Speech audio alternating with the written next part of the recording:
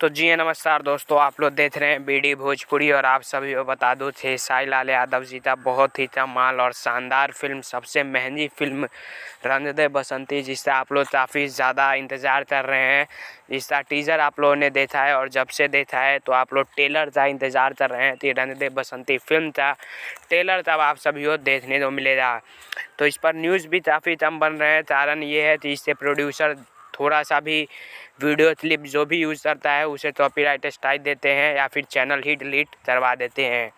तो इसलिए इस पर न्यूज़ कम बन रहा है। लेकिन अब इसका ट्रेलर आ रहा है आप सभी ये बीच में SRK म्यूजिक यूट्यूब चैनल पर। और 2 मार्च, जी हाँ 2 मार्च तो ये फिल्म का ट्रेलर रिलीज़ किया जाएगा, रंग दे बसंती फिल्म।